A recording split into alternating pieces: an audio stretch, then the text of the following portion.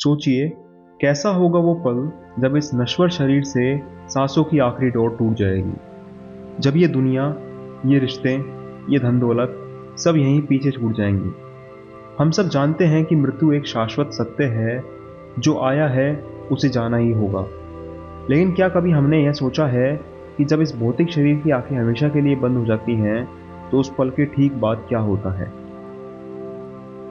वह चेतना, वह आत्मा जो इतने सालों से इस शरीर के भीतर रह रही थी, वह अचानक कहाँ चली जाती है?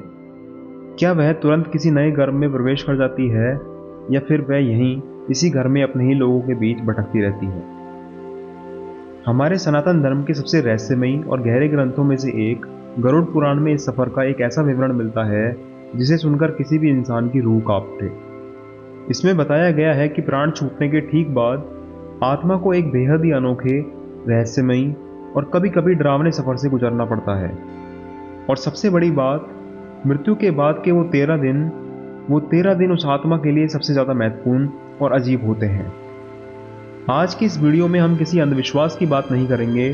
हम बात करेंगे उस प्राचीन ज्ञान की, उस सफ़र की जिससे हर एक आत्मा को आज नहीं तो कल गुजरना ही है। अपने दिल को थाम लीजिए, क्योंकि आज हम गरुड़ पुराण के पन्नों को पलटकर मृत्यु के बाद के उन 13 दिनों के उस सफ़र पर निकलने वाले हैं जिसके बारे में शायद आपने पहले कभी सुना भी नहीं होगा। गरुड़ पुराण में भगवान विष्णु अपने वाहन पक्षीराज गरुड़ के प्रश्नों का उत्तर देते हुए कहते हैं, हे गरुड़, मृत्यु का समय जब निकट आता है तो मनुष्य के भीतर एक अजीब सी हलचल शुरू हो जाती है। सफ़र की शुरुआत उसी क्षण से हो जाती है जब इंसान बिस्तर पर अपनी आखिरी सांसें गिन रहा होता है। विज्ञान कहता है कि इस समय इंसान का दिमाग धीरे धीरे काम करना बंद कर देता है, लेकिन गरुड़ पुराण कहता है कि इस अंतिम समय में मनुष्य को एक दिव्य दृष्टि प्राप्त होती है। हाँ, एक ऐसी दृष्टि जिससे वह पूरी दुनिया को एक समान देखने लगता है। उसके सामने उस पूरे जीवन की एक रील एक चलचित्र की तरह घूमने लगती है। बचपन की वो मासूम शरारतें, जवानी के वो फैसले, वो पल जब उसने किसी का दिल दुखाया था, और वो पल जब उसने किसी की मदद की थी। एक एक करके सब कुछ उसकी आंखों के सामने तैरने लगता है। इस पल में इंसान बोलना चाहता है, वह अपने आसपास बैठे अपनों से कहना चाहता है कि मुझे माफ़ कर दो, या मैं तुमसे बहुत प्यार करता हूँ। वह अपनी संपत्ति के बारे में कुछ बताना चाहता है, लेकिन वह चाहकर भी एक शब्द नहीं बोल पाता। उसकी जीभ सूख जाती है, उसकी आवाज़ उसका साथ छोड़ देती है। उसके कान धीरे धीरे दुनिया के शोर को सुनना बंद कर देते हैं, और तभी शरीर के भीतर की प्राणवायु ऊपर की ओर खिंचने लगती है। और फिर एक आखिरी गहरी सांस के साथ वो धागा टूट जाता है जो इस आत्मा को मिट्टी के इस पुतले से बांध कर रखे हुए था। जैसे ही प्राण निकलते हैं, शरीर बिल्कुल ठंडा और बेजान पड़ जाता है। घर में चीख पुकार मच जाती है, लोग रोने लगते हैं, चिल्लाने लगते हैं। लेकिन यहाँ एक बहुत ही अजीब और हैरान करने वाली घटना घटती है। जो आत्मा अभी अभी शरीर से अलग हुई है, वह कहीं दूर नहीं जाती, वह उसी कमरे में, उसी छत के नीचे मौजूद होती है। जरा कल्पना कीजिए, आप अपने ही शरीर के पास खड़े हैं। आप देख रहे हैं कि आपके सबसे करीबी लोग आपके बेजान शरीर को पकड़कर रो रहे हैं। आत्मा को इस बात का एहसास ही नहीं होता कि वह मर चुकी है। वह अपने बेटे के पास जाती है, उसके कंधे पर हाथ रखती है और कहती है, रो मत मेरे बच्चे, मैं यहीं तो हूँ, देखो मुझे, मैं ठीक हूँ। वह अपनी पत्नी या पति के पास जाकर उन्हें संभालने की कोशिश करती है, लेकिन कोई उसकी आवाज़ नहीं सुन सकता, कोई उसे छू नहीं सकता। वह बार बार लोगों को पुकारती है, लेकिन जब उसे कोई जवाब नहीं मिलता तो उस आत्मा को एक बहुत बड़ा झटका लगता है। उसे पहली बार यह एहसास होता है कि मैं अब इस दुनिया का हिस्सा नहीं हूँ, मेरा खेल खत्म हो चुका है। गरुड़ पुराण के अनुसार इस समय आत्मा अत्यंत व्याकुल हो जाती है। उसे भूख और प्यास का एहसास होने लगता है। वह तड़पती है, क्योंकि जो शरीर उसे भूख प्यास से बचाता था, वह तो अब मिट्टी बनने जा रहा है। और ठीक इसी समय जब घर के लोग शव को अंतिम संस्कार के लिए ले जाने की तैयारी कर रहे होते हैं, हवा में एक भारीपन छा जाता है। कमरे का तापमान अचानक गिर जाता है, और तभी उस आत्मा को अपने सामने दो ऐसी आकृतियां दिखाई देती हैं जिन्हें देखकर उसकी बची कुची हिम्मत भी टूट जाती है। वो आकृतियां कोई और नहीं, साक्षात यमराज के दूत यमदूत होते हैं।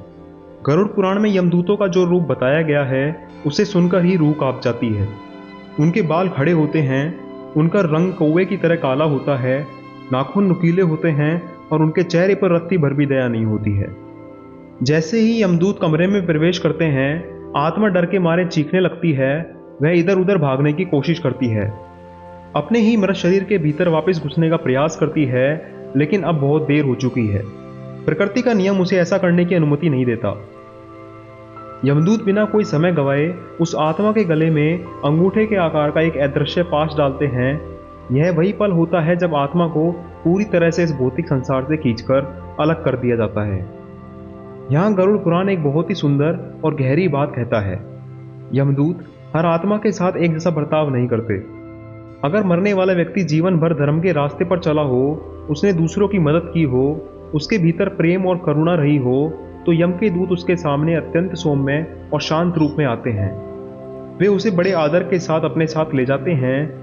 लेकिन अगर मरने वाला इंसान क्रूर था, उसने जीवन भर सिर्फ धोखेबाजी की, कमजोरों को सताया और पाप कमाए, तो यमदूत उसके साथ बेहद हिंसक व्यवहार करते हैं।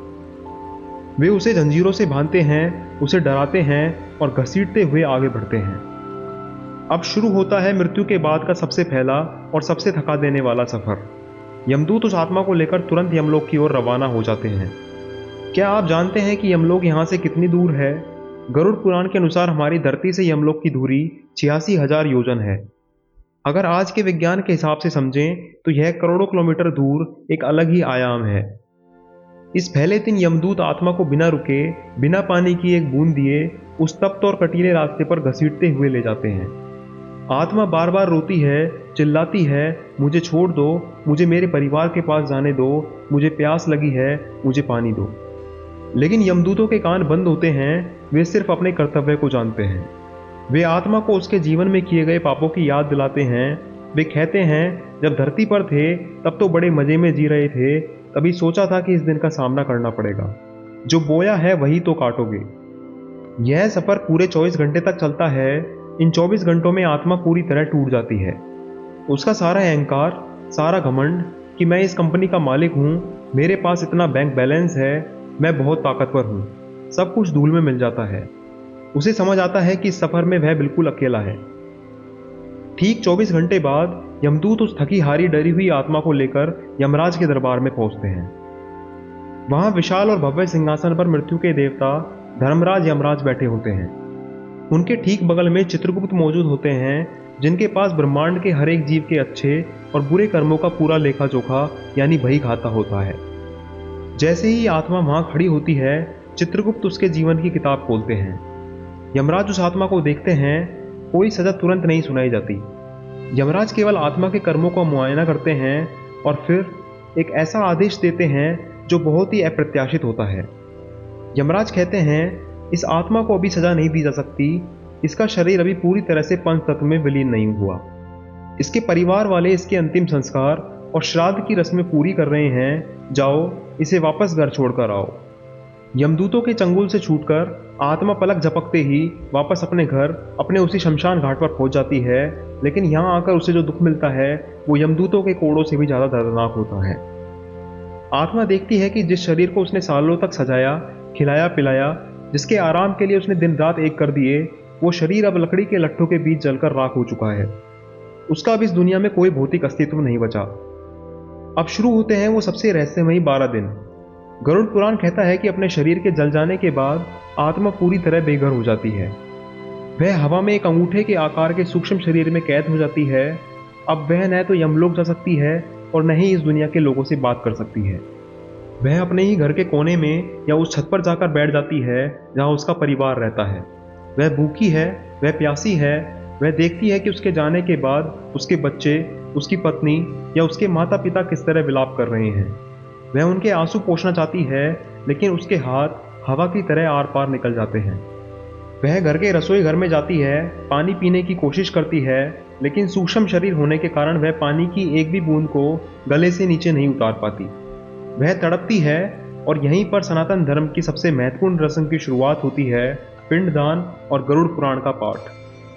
जब आत्मा अपने ही घर की चौखट पर भूखी प्यासी बैठी रो रही होती है, तब सनातन धर्म के नियम उसके काम आते हैं।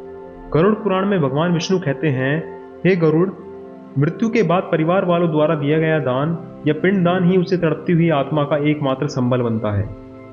क्या आपने कभी सोचा है कि मृत्यु के बाद लगातार 10 या 13 दिनों तक पिंडदान क्यों किया जाता है? क्या यह सिर्फ एक रस्म है? नहीं, इसके पीछे एक बेहद गहरा आध्यात्मिक और वैज्ञानिक रहस्य छुपा है। गरुड़ पुराण के अनुसार जब इंसान का दाह संस्कार हो जाता है तो उसका स्थूल शरीर नष्ट हो जाता है, लेकिन आत्मा सीधे नग्न अवस्था में सफर नहीं कर सकती।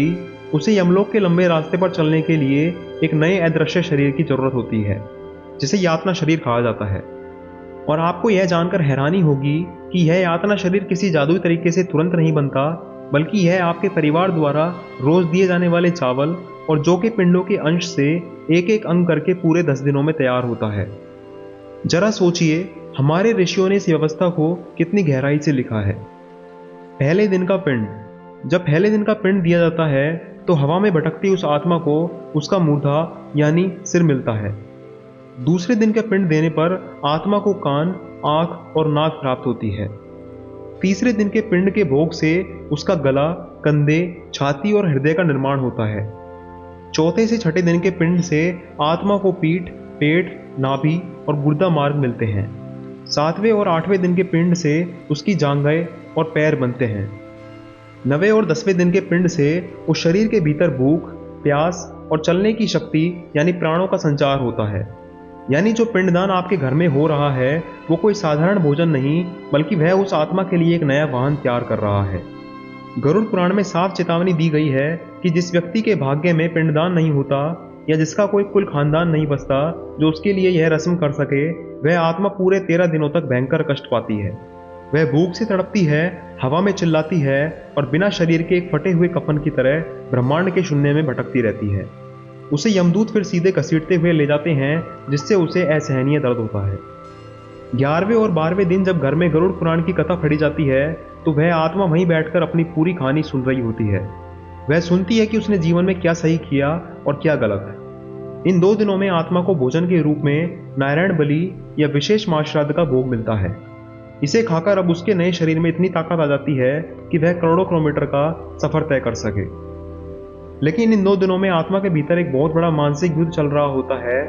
अब उसका नया शरीर तैयार है, उसकी भूख प्यास शांत है, लेकिन उसका मोह अभी भी खत्म नहीं हुआ है। वह देखती है कि उसकी अलमारी में रखे उसके कपड़े, उसकी महंगी घड़ी, उसकी गाड़ी अब कोई और इस्तेमाल करने की बात कर रहा है। वह देखती है कि जिस परिवार के लिए उसने अपनी पूरी जिंदगी दांव पर लगा दी है वो अब धीरे धीरे उसके बिना जीना सीख रहे हैं। घर के चूल्हे में फिर से आग जलने लगी है। लोग अब उसके बारे में बात करते करते बीच बीच में मुस्कुरा भी देते हैं। यह देखकर आत्मा को संसार की नश्वरता का सबसे बड़ा ज्ञान होता है। उसे समझ आता है कि आदि गुरु शंकराचार्य ने क्यों कहा था पुनरपि जन्मम पुनरपि मरणम, यानी यह संसार सिर्फ एक सराय है जहां कुछ समय के लिए सब मिलते हैं और फिर बिछड़ जाते हैं। अब आत्मा के भीतर से वह चीख पुकार और गुस्सा खत्म होने लगता है। वह धीरे धीरे इस सच को स्वीकार करने लगती है कि अब उसका समय पूरा हो चुका है। वह अपने परिवार को आखिरी बार निहारती है, उन्हें मनी मन आशीर्वाद देती है और उस अंतिम दिन का इंतजार करने लगती है जिसे हम कहते हैं 13वीं। और अब वो अंतिम सुबह आ जाती है जिसे हम 13वीं कहते हैं। यह वो दिन है जब आत्मा का इस घर से, इस जमीन से और इस परिवार से हमेशा हमेशा के लिए नाता टूटने वाला है। 13वें दिन जब परिवार वाले 13 ब्राह्मणों को भोजन कराते हैं, वस्त्र और बर्तन दान करते हैं, तो उस दान की ऊर्जा से आत्मा को एक पाथेय प्राप्त होता है। यह ऊर्जा उसे अगले 1 साल तक चलने वाले महासफर में शक्ति देने वाली है। जैसे ही 13वीं की रस्में पूरी होती हैं, यमदूत कमरे में आगे बढ़ते हैं। अब आत्मा रोती नहीं है, वह अपने नए यातना शरीर में शांत खड़ी होती है। वह मुड़कर एक आखिरी बार अपने रोते हुए परिवार को देखती है, अपनी यादों को समेटती है और यमदूतों के साथ ऊपर आकाश की ओर अनंत यात्रा पर निकल पड़ती है। गरुड़ पुराण में लिखा है कि जैसे ही आत्मा धरती की सीमा को पार करती है, उसके सामने एक ऐसा रास्ता आता है जिसकी कल्पना भी कोई इंसान नहीं कर सकता।